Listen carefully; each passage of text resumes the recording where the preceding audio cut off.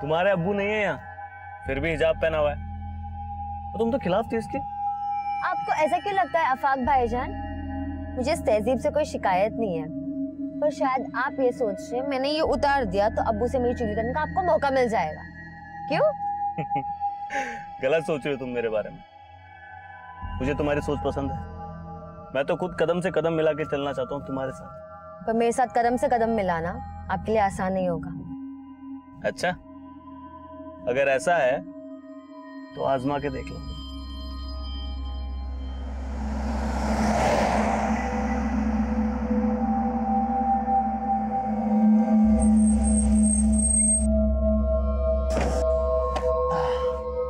चलिए, अल्लाह हाफिज। अच्छा, सिर्फ किताबों में सर मत खपाना, ये जिंदगी उससे भी ज्यादा दिलचस्प है।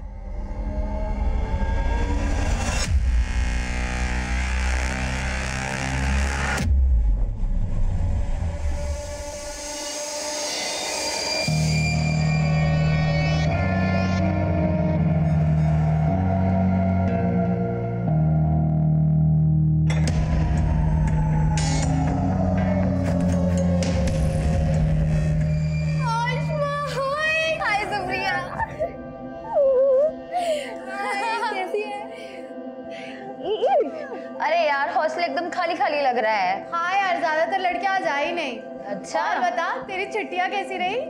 एकदम रॉकिंग। तुम लोग सिगरेट पी रही थी? तो तुझे क्या लगा हम यहाँ पर अगरबत्ती जलाएंगे? Very funny. तुम लोग ना सुधरोगे नहीं। सुधरना तो तुझे आसमा, और तुझे सुधारने के लिए हमने एक प्लान बनाया है। अच्छा, क्या प्लान किया तुम लोग?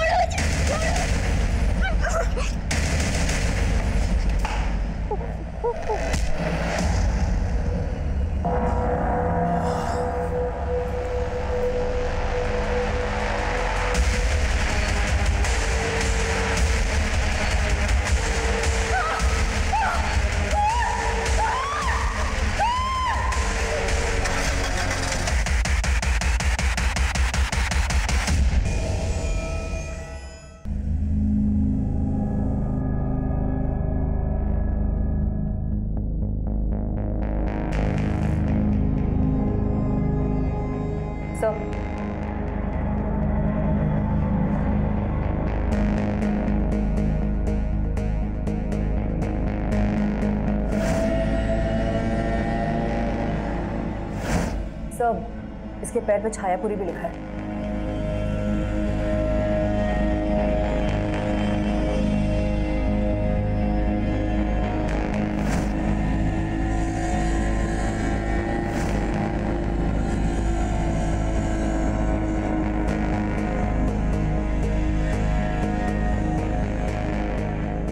सर, इस रूम में आसमा के अलावा 2 लड़कियां और रहती हैं। एक सुप्रिया जो अभी हॉस्टल में है, और दूसरी लड़की दिवाली वेकेशन से अभी तक आई नहीं है वापस।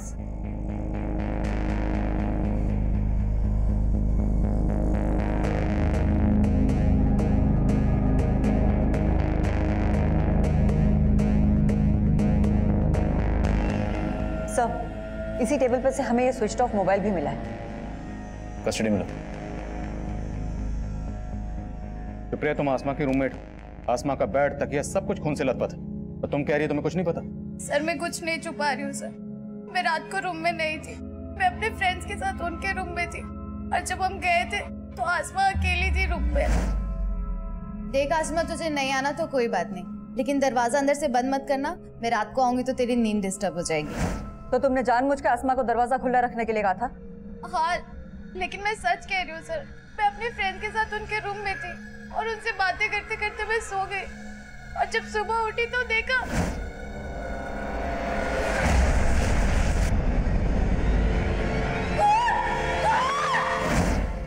सर, सुप्रिया बिल्कुल सही कह रही है, ये हमारे साथ ही थी पूरा टाइम। लेकिन यहाँ पे इतना सब कुछ हो गया, पहले आसमा पे हमला हुआ, फिर उसकी बॉडी को खींचकर बाथरूम तक ले जाया गया, और तुम लोग कह रहे हो कि तुमने कोई आवाज ही नहीं सुनी। रूम में पंखे की आवाज इतनी तेज थी, हमें सच में नहीं पता चला कि आसमा के साथ इतना सब कुछ हो गया।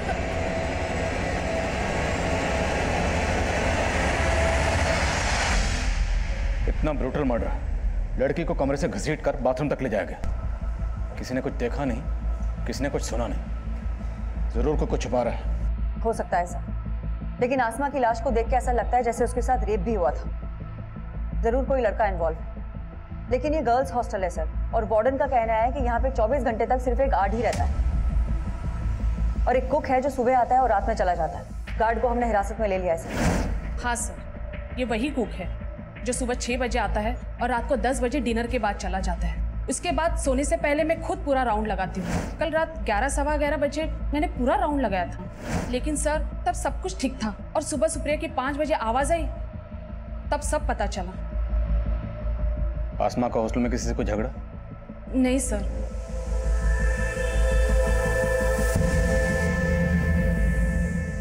कल शाम तक हॉस्टल में कोई भी लड़की नहीं थी सर, तो ये भी हो सकता है कि कोई पहले से ही हॉस्टल में जाके छुप गया हो, और जब कल लड़कियों ने ज्वाइन किया तो ये कांड करके भाग गया। पॉसिबल है। हम ये अज्यूम कर रहे हैं कि आसमा का पहले रेप हुआ फिर कत्ल हुआ। अब सच क्या है ये पोस्टमार्टम रिपोर्ट बताएगी। हॉस्टल का कोना कोना स्कैन करो और सबकी हैंडराइटिंग के सैंपल्स लो।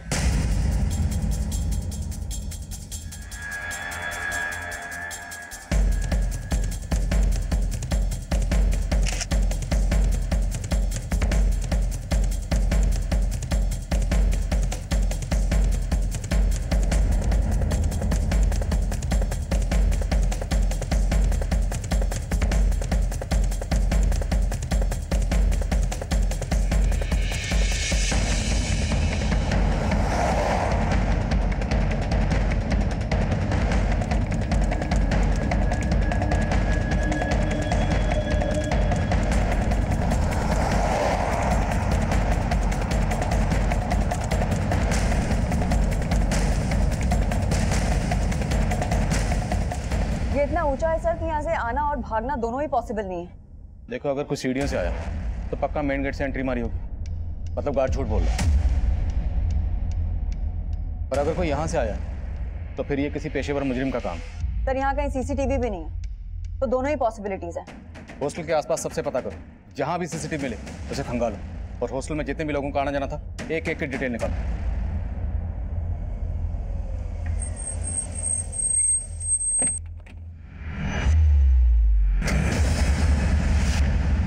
भैया हुआ क्या है? मैडम, आपकी बेटी का रेप करके मर्डर कर दिया गया है, इस बारे में आप क्या कहेंगे? क्या बकवास कर रहे हैं आप? ये बात सही है तुम्हारा? नहीं नहीं नहीं नहीं, कुछ नहीं हुआ।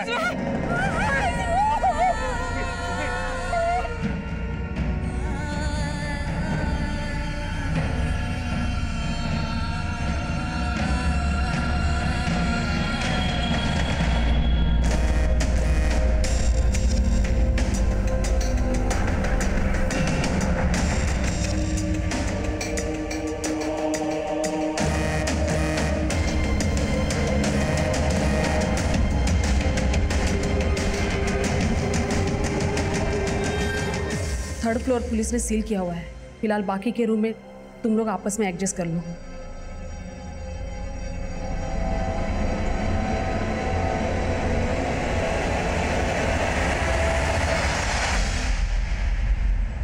मैं ऐसे कैसे विश्वास कर लूं कि मेरी आसमा? आप बैठिए, मुझे कुछ नहीं पता, मुझे एक बार मेरी बेटी को दिखा दीजिए प्लीज, मुझे एक बार मेरी बेटी को देख लेने दीजिए ना मैडम। मैम आप बैठिए प्लीज प्लीज। मैम पानी दीजिए।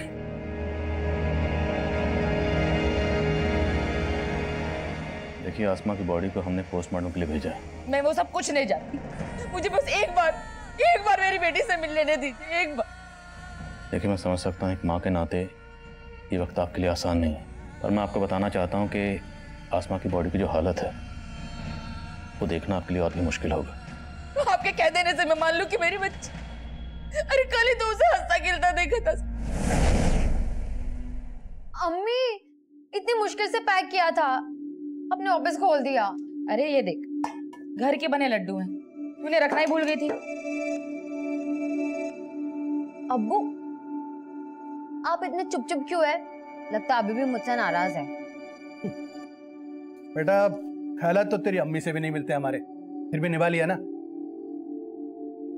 तू तो बच्ची है हमारी। वाह फूफा, अस्सलाम वालेकुम फूफी। आज ये आसमा झुक गया या जमीन पे रह के आप भी आसमा छू बैठे? अफाक भाईजान, अफा की तरह जलना तो आपकी फितरत है ना? जब देखो अब्बू और मेरे बीच में आग लगाते रहते हैं। तो कल रात को उसे हॉस्टल ड्रॉप करके आया था और आज सुबह। देखिए, जिस तरह से आसमा को मारा गया काफी दिल दहलाने वाला है। ये जरूर किसी ऐसे शख्स का काम है जिसकी आसमा से गहरी रंजिश रही होगी। तो क्या आसमा ने कभी आप लोगों से इसके खिलाफ कुछ कहा था? नहीं सर, उसने कभी कुछ ऐसा नहीं बताया।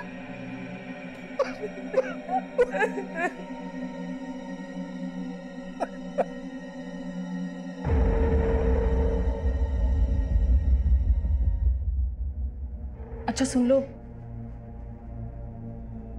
आई होप तुम समझ गई हो कि मैं क्या कहना चाहती हूँ। Yes ma'am. डोंट वरी, मैं तुम्हारे साथ हूँ, मैं सब संभालूंगी। अच्छा अब तुम जाओ।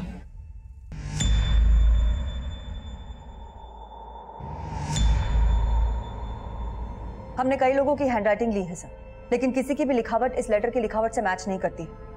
हमने बहुत सारे लोगों के फुटप्रिंट्स भी लिए हैं, लेकिन अभी तक किसी के खिलाफ कुछ पता नहीं चल पाया। क्राइम सीन पर ये लेटर मिला और आसमा के बदन पर छायापुरी लिखा हुआ था। छायापुरी नाम का कोई मैगजीन भी है ना? जी हाँ सर, इस मैगजीन के अंदर सेक्स रिलेटेड कंटेंट ही छपता है। मैं कमिंग सर? क्या? सर, आसमा की प्रीलिमिनरी पोस्टमार्टम रिपोर्ट आ गई है। सर, रिपोर्ट के मुताबिक आसमा का रेप हुआ था और उसकी मौत सर पे चोट लगने की वजह से हुई थी। आसमा पर हमला हुआ उसके रूम में, फिर उसकी बॉडी को ड्रैग करके बाथरूम तक ले जाया गया। लिखा जाता है छायापुरी। छायापुरी जो कि एक ऐसा मैगजीन है जो ज़्यादातर सेक्स रिलेटेड कंटेंट छापता है। तो ज़रूर ये किसी सेक्स मैने का काम है, या फिर किसी ऐसे शख्स का जो आसमा से गहरी नफरत करता है, या फिर किसी सरफरे का। सबकी लिस्टिंग करो और शहर के सभी इंस्टीट्यूट को उठाओ और तोड़ो एक एक को। आसमा रेप और मर्डर केस में जहां हम एक तरफ आसमा की जिंदगी के पन्ने पलट कर देख रहे थे, वहीं दूसरी तरफ हमें इस केस में किसी बाहरी एंगल की पॉसिबिलिटी भी नजर आ रही थी। इसलिए हमने शक की बुनियाद पर कई हिस्ट्री शीटर्स को उठाया।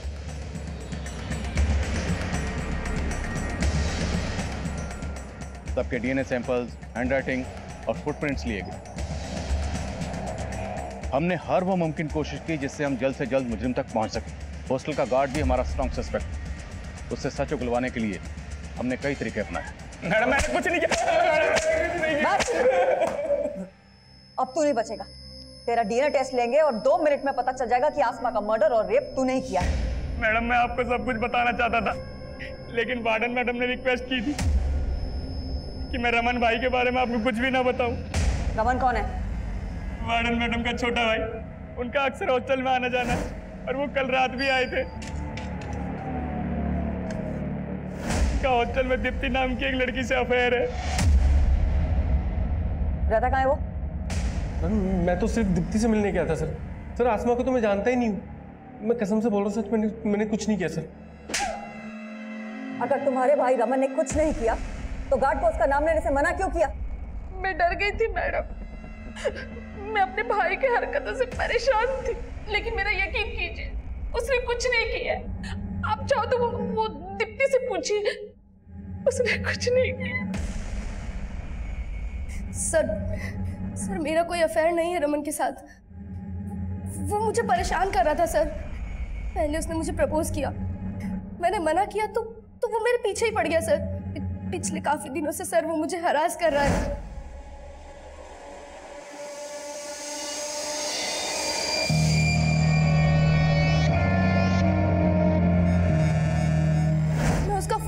रही थी तो वो उस रात हॉस्टल में आ गया।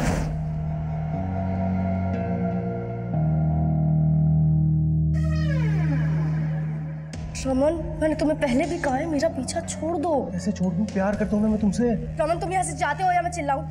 मैंने उसको वार्न किया था सर, तो वो वहां से चला गया था। उसके बाद क्या हुआ मुझे नहीं पता सर। सुबह मेरी नींद शोर से ही खुली थी सर। मैंने वार्डन मैम को रमन के बारे में बताया था, मगर वार्डन मैम ने मुझे चुप रहने के लिए कहा। मुझे नहीं पता रमन ने आसमा के साथ कुछ किया या नहीं। तो दीप्ति की तरह तो आसमा के पीछे पड़ा होगा। तुझे लगा दीप्ति नहीं तो आसमा? नहीं सर, ऐसा कुछ नहीं है सर, मैं दीप्ति से प्यार करता हूँ। मिलने दीप्ति से क्या होगा, लेकिन आसमा ने तुझे देख लिया, वो शोर न मचा दे इसलिए तूने उसे। नहीं सर, ऐसा नहीं है सर, मैं तो तभी वहां से चला गया था। नहीं, अब मैं ऐसा नहीं करूंगा, मुझे माफ कर दो। ऐसे नहीं छोड़ूंगा तुझे।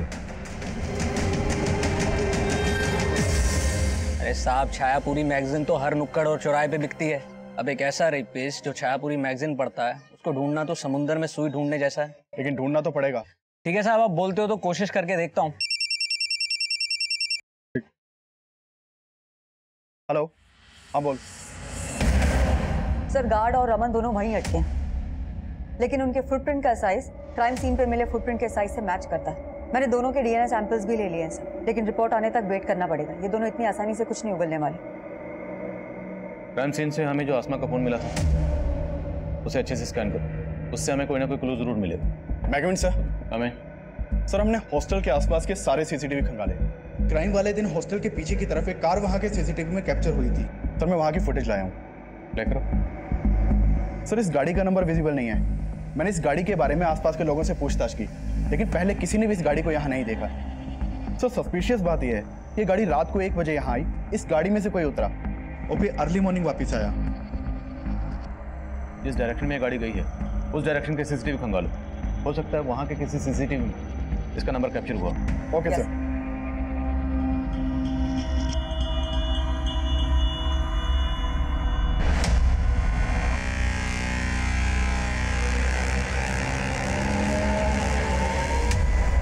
अनुराग, इधर आना। Yes ma'am.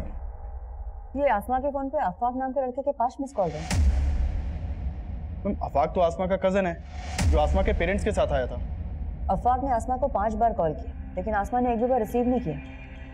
लेकिन बाद में आसमा की अपनी मदर से बात हुई है। ये चक्कर क्या? आसमा के पेरेंट्स से दोबारा मिलना पड़ेगा।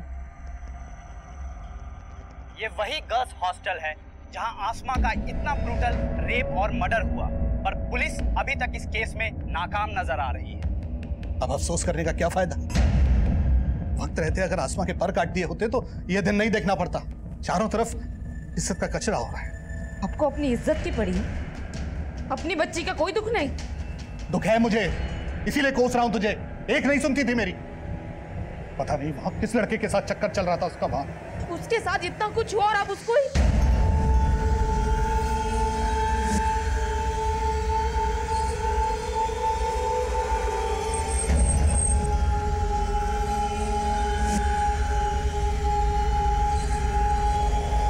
कहां जा रही हो तुम? मुझे अपनी बेटी को इंसाफ दिलाना है और आपको ये साबित करना है कि मेरी बेटी गलत नहीं थी। गलत वो था जिसने मेरी बेटी के साथ।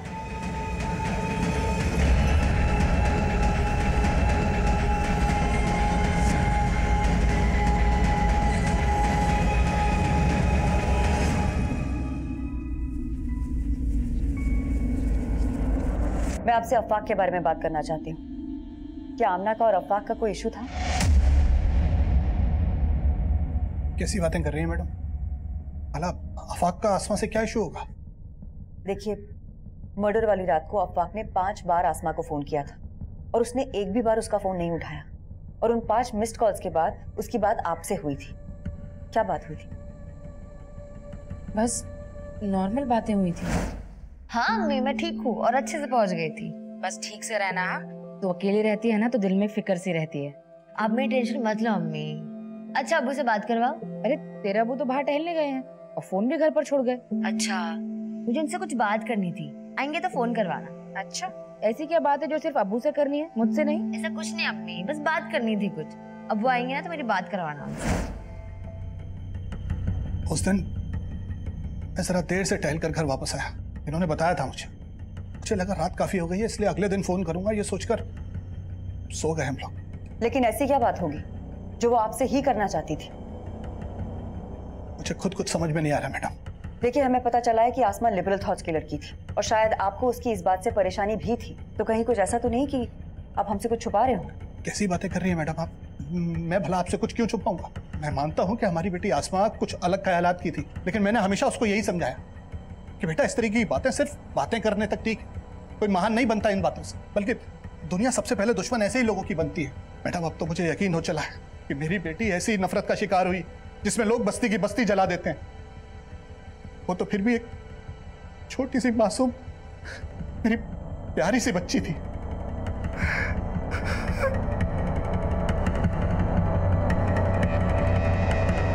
ठीक है, मैं आता हूं। सर, मैंने ब्रोथल में फील्डिंग लगाई तो एक टिंडा नाम के आदमी का मालूम चला। कौन टिंडा? ये आदमी है साहब, ब्रोथल में काफी आना जाना है इसका, काफी वैशी है ये आदमी। वो टिंडा है ना, दिमाग से एकदम सटका हुआ है, जो भी उसके साथ जाती है ना उसका हालत खराब कर देता है। एक नंबर का जानवर है, जानवर। आप एक बार देख लो, हो सकता है ये वही सनकी आदमी हो जिसे आप ढूंढ रहे हैं। आसमा के पेरेंट्स से अफाक के बारे में बात की? सर, वो अफाक पे कोई शक नहीं जता रहे और अफाक से मैं खुद मिली थी ये जानने के लिए कि उसने उस रात आसमा को इतने सारे कॉल्स किए क्यों थे। मैम, मैं उसे हॉस्टल छोड़ के घर आया तो ऐसे ही कॉल किया था, ये जानने के लिए कि सब खैरियत है कि नहीं। लेकिन उसके साथ कुछ ठीक हुआ नहीं और उसने तुम्हारे कॉल्स भी रिसीव नहीं किए। क्यों? पता नहीं मैम, मुझे लगा सो गई होगी। लेकिन तुम्हारे मिस्ड कॉल्स के बाद उसने अपनी अम्मी से भी बात करी, लेकिन तुम्हें कॉल बैक नहीं किया। कोई ना कोई वजह तो होगी ना, कहीं को छुपा तो नहीं रहा तुम हमसे?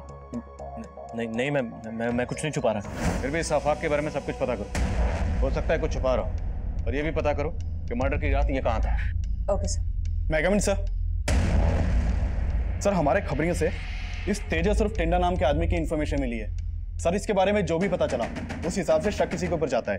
सर, मैंने चेक किया, मर्डर वाली रात इसका फोन हॉस्टल वाले एरिया में ही एक्टिव था।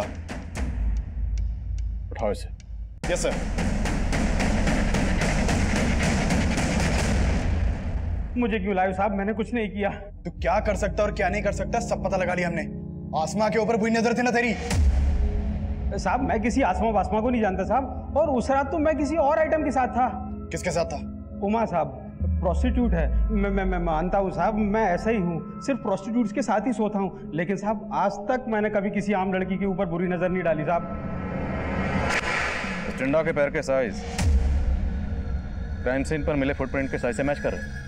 लेकिन सर, ये टिंडा बहुत मोटी चमड़ी का है, बहुत तोड़ा, लेकिन फिर भी कुछ नहीं उगला। इस टिंडा का भी डीएनए और हैंडराइटिंग सैंपल लो। सर। सर, आज सुबह संत नगर पुलिस ने विक्रमपुर एरिया से एक अज्ञात गाड़ी जब्त की है। ये देखिए सर, ये विनय नाम के एक आदमी की गाड़ी है जो संत नगर में रहता है। सर, उसने अपनी गाड़ी चोरी होने की कंप्लेन लिखवाई थी, और सर ये गाड़ी उसी शाम चोरी हुई है जिस रात आसमा का मर्डर हुआ है, और इस गाड़ी का कलर उस कार के कलर से मैच करता है जो गर्ल्स हॉस्टल के बैक साइड में देखी गई थी। ये गाड़ी चुराई गई संत नगर से, जो उस हॉस्टल से 7-8 किलोमीटर की दूरी पर है। तो कोई इतनी कम दूरी तय करके कार चुराने के बाद मर्डर करने क्यों आएगा? मेरा मतलब है, चोरी की हुई कारें ज़्यादातर लूट और रॉबरी में इस्तेमाल होती हैं, या फिर लाश डंप करने के लिए। लेकिन यहाँ तो रात भर लाश भी उस हॉस्टल में थी और अगली सुबह तक ये कार भी वहीं थी। और अगर ये कत्ल इसी कार चुराने वाले ने किया है तो ये इतनी देर वहाँ क्यों रुकेगा? लेकिन सर, हम किलर को सरफिरा भी तो समझ रहे हैं। हो सकता है ये चोर वही हो जिसे हम ढूंढ रहे हैं। ठीक है, संत नगर पुलिस के टच में रहो और पता करो कि कार चुराने वाला कौन हो सकता है, और हॉस्टल एरिया का डंप डाटा स्टडी करो, हो सकता है वहाँ से कुछ सस्पिशियस नंबर सामने आए। यस। आपने अफाक को आसमा के साथ हॉस्टल क्यों भेजा था? अभी अचानक तुमने अजीब सा सवाल क्यों पूछा? सवाल तो ये है कि आसमा आपसे क्या बात करना चाहती थी जो उसने मुझे नहीं बताई, या आपने अफाक को कुछ बोला जो मुझे नहीं बताया?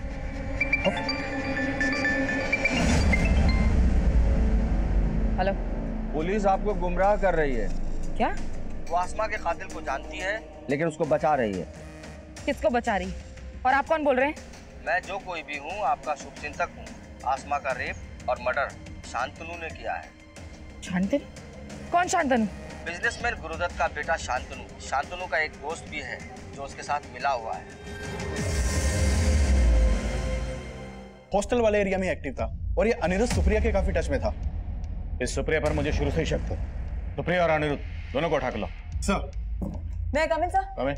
सर आसमा रेप और मर्डर केस में मीडिया ने हंगामा मचा रखा है सर। न्यूज आ रही है टीवी पे। चलो टीवी चला। हम पहले पुलिस पर भरोसा कर रहे थे, लेकिन अब हमारा भरोसा उन पर से उठ। लेकिन आपका पुलिस पर से भरोसा क्यों उठ गया? कि पुलिस मेरी बेटी के कातिल को बचा रही। आसमा को न्याय दो। सर शर्मा आसमा को न्याय दो, न्याय दो, न्याय दो।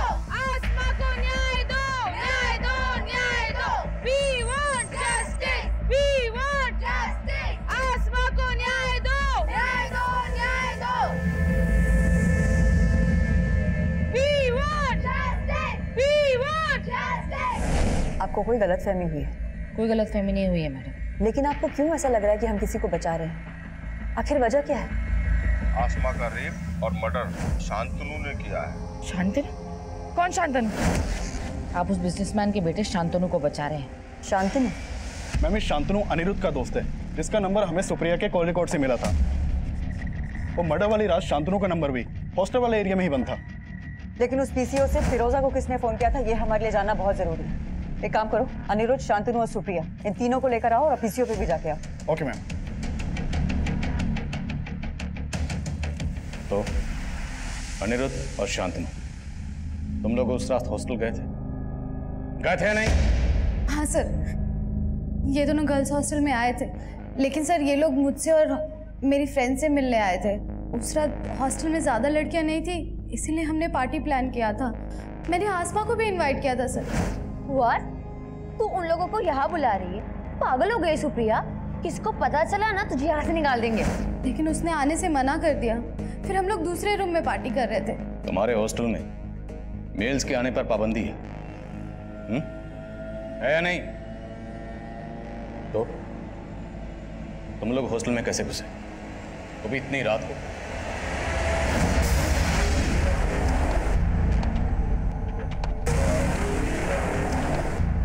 उसके बाद हम लोगों ने 2 घंटे तक एंजॉय किया और उसके बाद शांतनु और अनिरुद्ध दोनों चले गए थे। सर उसके बाद सच में मैं अपने फ्रेंड्स के साथ ही सो गई थी। तुम चुप रहोगे? तुम्हें क्या लग रहा है हम तुम्हारी बातों में आ जाएंगे? तुम इन्हें बचा लोगी? बोलो तुम लोग, साफ साफ बोलो, उस रात हॉस्टल में क्या हुआ था? सर हमने आसमा के साथ कुछ भी नहीं किया है सर, बिलीव अस। सर मैं मानता हूं कि हमने गलती की, लेकिन हमने कुछ नहीं किया सर। सर मैंने अनिरुद्ध और शांतनु के डीएनए और हैंडराइटिंग सैंपल्स लेने के लिए बोल दिया है। माना है तीनों झूठ बोले, लेकिन वो आदमी कौन होगा जिसने पीसीओ से फोन करके फिरोजा को शांतनु के बारे में बताया?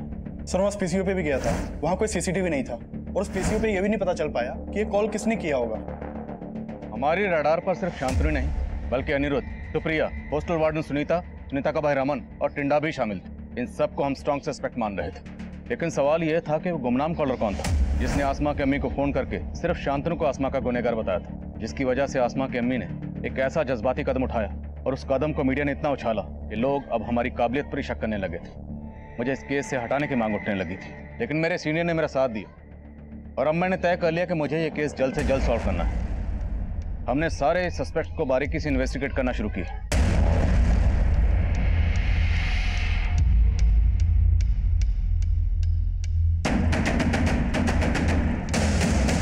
अफवाक के बारे में कुछ बातें मालूम चली हैं सर। आसमा के अब्बू अफवाक से आसमा की शादी कराना चाहते थे, लेकिन आसमा को अफवाक बिल्कुल पसंद नहीं था और इसी सिलसिले में मैं उसकी अम्मी और अब्बू से भी मिली थी। आसमा पहले भी अपने अब्बू को मना कर चुकी थी कि वो अफाक से शादी नहीं करना चाहती, लेकिन फिर भी इन्होंने जानबूझ के अफाक को आसमा के साथ हॉस्टल भेजा। नहीं मैडम, ऐसा कुछ भी नहीं है। मैं बस ये चाहता था कि अफाक और आसमा एक दूसरे को जान लें, समझ लें, और मैं गारंटी से कह सकता हूँ मैडम, अफाक ने आसमा के साथ कुछ भी गलत नहीं किया होगा। आसमा की फैमिली काफी कंजर्वेटिव है सर, और आसमा आजाद ख्यालों की लड़की थी। आसमा की अम्मी ने हमें यह भी बताया कि आसमा को लगता था कि अफाक भी उसके पेरेंट्स की तरह कंजर्वेटिव ही होगा, और उसने अपने पेरेंट्स के सामने अफाक को साफ साफ मना भी कर दिया था। अफाक को मैंने हमेशा भाई की नज़र से देखा है, लेकिन अब आप कह रहे कि मैं शादी कर लूं? मैं अफाक से शादी नहीं करना चाहती। अगर कोई और पसंद है तो वो भी बता दे। अगर कोई और पसंद होता तो मैं बता देती, लेकिन मैं आपसे शादी नहीं करूंगी। फिर भी इस अफवाह को थाने में बुलाकर अच्छे से पूछताछ करो। राइट। मैं मानता हूँ आसमा मुझसे निकाह नहीं करना चाहती थी, लेकिन उस दिन मैं उसके अब्बू की मर्जी से उसके साथ गया था। मैंने उसे उसके फैसले के बारे में दोबारा सोचने के लिए बोला। मुझे तुम्हारी सोच पसंद है, मैं तो खुद कदम से कदम मिला के चलना चाहता हूँ तुम्हारे साथ। पर मेरे साथ कदम से कदम मिलाना आपके लिए आसान नहीं होगा। बहुत गुरूर था उसे खुद पे, साफ साफ मना कर दिया। और उसका गुरूर तोड़ने के लिए तूने उसे खत्म कर दिया। नहीं मैम, मैंने ऐसा कुछ नहीं किया। फोन तो करता था ना तू उसे, उसने तेरे फोन नहीं उठाए तो तूने वापस हॉस्टल पहुंचकर उसको खत्म कर दिया। मैम मैंने ऐसा कुछ नहीं किया। मैम मैं तो उससे प्यार करता था, मैं क्यों करूंगा ऐसा? मैम लेके जाओ इसको, इसका हैंडराइटिंग और डीएनए सैंपल ले लेना। मैम मेरी बात, मैंने कुछ नहीं किया। मैं कम इन सर। कम इन। सर आसमा के मदर को जिस पीसीओ से कॉल किया गया था, वो मैंने उस एरिया के सीसीटीवी स्कैन किए, उसमें एक सस्पिशियस आदमी कैप्चर हुआ है। उठाओ इसे। सर। सर मैंने कुछ नहीं किया, मैं अपने बेटे चिंटू को बचा रहा था सर। चिंटू ने ऐसा क्या किया? दरअसल चिंटू दुकान का सामान लेने हॉस्टल जाता था सर। वो बच्चा था इसलिए गार्ड भी उसे अंदर जाने देता था, लेकिन बचपने में वो आसमा को पसंद करने लग गया था। मेरे ही मोबाइल से उसने आसमा के कुछ वीडियो रिकॉर्ड कर लिए थे। अब मैं ऐसा नहीं करूंगा, मुझे माफ कर दो। ऐसे छोड़ने वाला नहीं तुझे, 1 घंटे तक ऐसे ही खड़ा रहना। Video recording? कैसे वीडियो? नॉर्मल सा वीडियो सर, जो मैंने अब डिलीट कर दिए हैं। मुझे ऐसा लगता था कि कहीं आप उसकी वजह से मेरे बेटे तक न पहुंच जाए, इसीलिए मैंने पीसीओ से झूठा कॉल किया था। आसमा का रेप और मर्डर शांतनु ने किया है सर। मुझे मालूम था कि शांतनु और उसका दोस्त हॉस्टल में जाते थे। मुझे शुरू से लग रहा था कि ये काम उन दोनों लड़कों ने किया है, इसीलिए सर मैंने ये सब वो किया। आसमा रेप और मर्डर केस में अब एक नाबालिग बच्चे चिंटू की कुछ ऐसी हरकतें सामने आई जिसने इस केस को एक नया मोड़ दे दिया। लेकिन चिंटू के फादर ने जो शातिरपना किया था, उसे भी हमारी सस्पेक्ट लिस्ट में जोड़ रहा था। हमने उसका डीएनए, हैंडराइटिंग सैंपल्स और फुटप्रिंट्स ली, और आसमा के कजन अफाक के भी हम डीएनए रिपोर्ट का इंतजार कर रहे थे। लेकिन इसके अलावा हमारे हाथ कोई पुख्ता सबूत नहीं लग रहा था। मैं एक अजीब सी गफलत में था।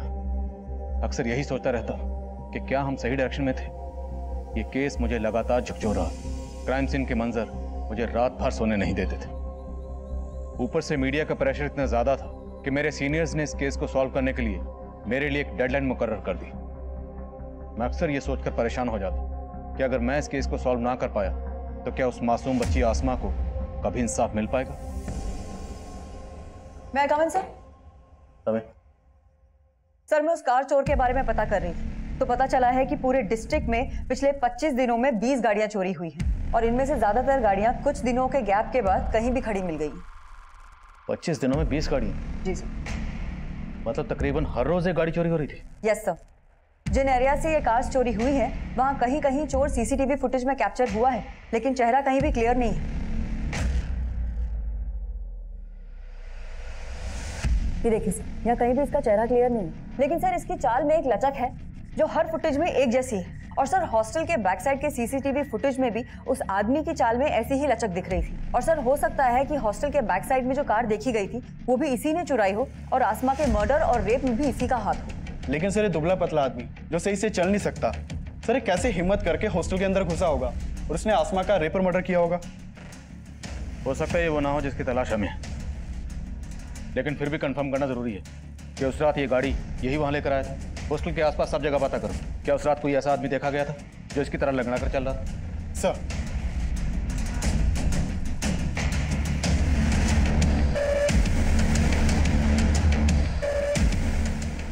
सर उस दिन सुबह 6 बजे एक आदमी आया था जो लंगड़ा के चलता था। उसके पास एक कार भी थी। उसने मेरे यहाँ बैठकर कई कप चाय भी पी थी। अच्छा, उस आदमी का स्केच बना सकते हो? जी साहब, बनवा सकता हूँ। मैम, चाय वाले ने जिस आदमी के बारे में बताया था उसका स्केच है। पता करो उसका कोई क्रिमिनल रिकॉर्ड है क्या, और इस स्केच को हर जगह सर्कुलेट करो। हो सकता है इसके जानने वाला कोई मिले। Okay ma'am.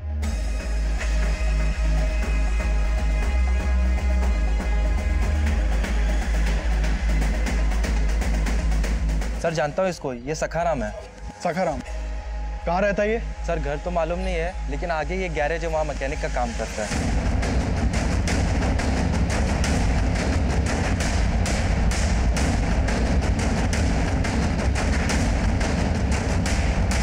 सखाराम,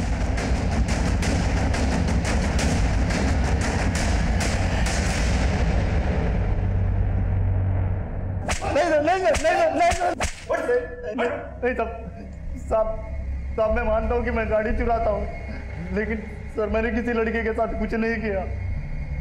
हमने जो कार चुराई थी ना, वो उसी हॉस्टल के पास खड़ी हुई मिली है। सर वो तो मैं कहीं भी खड़ी कर देता था। सर दरअसल मेरे घर में एसी नहीं है और मुझे गर्मी बर्दाश्त नहीं होती है सर मैं गाड़ी चुराता हूँ और कहीं ले जाके उसका एसी ऑन करके सो जाता हूँ और अगले दिन कहीं भी गाड़ी छोड़ देता हूँ सर। इसकी गर्मी दूर करो, खिलाओ इसको ठंडी ठंडी हवा। नहीं। इसका भी डीएनए और हैंडराइटिंग सैंपल्स लो। सर अब पुलिस ने आसमा रेप और मर्डर केस में एक ऐसे आदमी को गिरफ्तार किया है जो ठीक से चल भी नहीं सकता, और पुलिस सोच रही है ऐसा आदमी हॉस्टल की तीसरी मंजिल की खिड़की तक चढ़ा और आसमा के साथ रेप और मर्डर किया। क्या पुलिस ऐसे आदमी को अंदर करके वाकई किसी को बचाने की कोशिश तो नहीं कर रही? मैं कमिंग सर? सर सखाराम भी कुछ नहीं उगल रहा है और शांतनु और अनिरुद्ध का डीएनए आसमा की बॉडी पे मिले डीएनए से मैच नहीं करता। और चिंटू के फादर का डीएनए? सर उसकी डीएनए की रिपोर्ट आने वाली है। कमिंग सर, मैंने सखाराम के बारे में पता किया सर।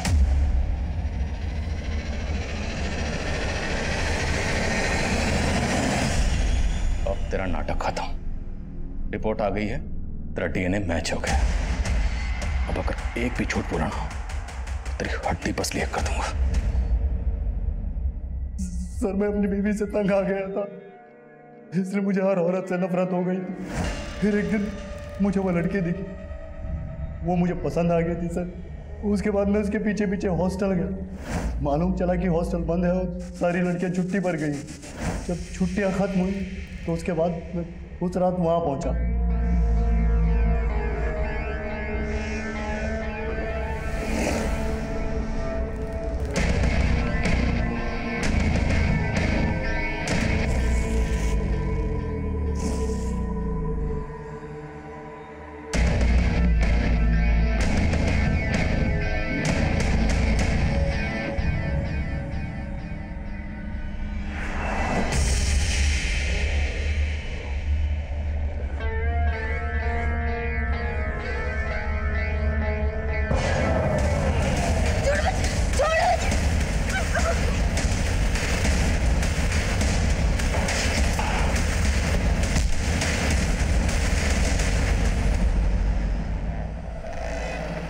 उसकी लाश के साथ लाश के साथ बॉडी पर छायापुरी लिखा। क्यों? सर ऐसे सर उस रात जिसकी गाड़ी चुराई थी वो छायापुरी पत्री का मालिक था। मुझे नाम पसंद आया इसलिए लिख दिया, और सर जो कुछ मेरे दिल में था वो मैं लेटर पे लिखा और चला गया।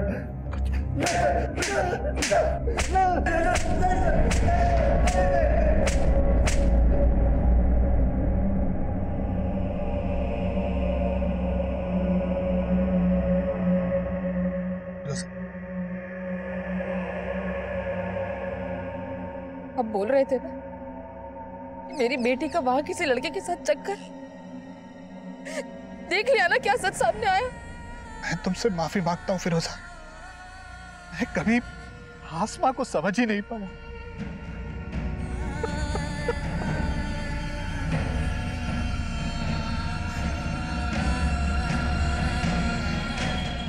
आसमा रेप और मर्डर केस का main accused Sakharam physically disabled था, इसलिए मीडिया उसकी इस कमजोरी का वास्ता देकर उसके बचाव की बातें कर रही थी। लेकिन जब सच्चाई सामने आई, उसने सबको हैरान करके रख दिया। सखाराम ने ना सिर्फ आसमा का कत्ल किया, बल्कि वो घायल आसमा को 100 मीटर तक घसीट कर ले गया, उसके साथ दरिंदगी करता रहा।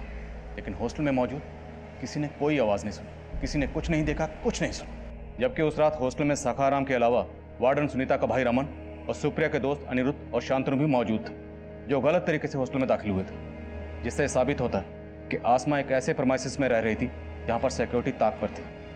इसलिए उस रात आसमा के साथ जो भी हो, उसमें हॉस्टल के स्टाफ के साथ साथ बाकी लोग भी जिम्मेदार हैं। आज इंटरनेशनल वुमेन्स डे पर आसमा की कहानी आप सभी को बताकर मेरा मकसद ये बताना है कि आसमा की मौत से सिर्फ उसके परिवार को गहरा नुकसान नहीं हुआ, बल्कि ये नुकसान हमारे पूरे समाज का नुकसान, क्योंकि हमने आसमा को खोकर एक ऐसी टैलेंटेड और सेंसिटिव शख्सियत को खोया है जो अपनी सोच से एक प्रगतिशील समाज के निर्माण का मादा रखती थी। उम्मीद है आसमा की कहानी हम सबको एक सबक देगी, जिससे हम अपने मुल्क की बेटियों को एक महफूज और बेहतर समाज दे पाएं।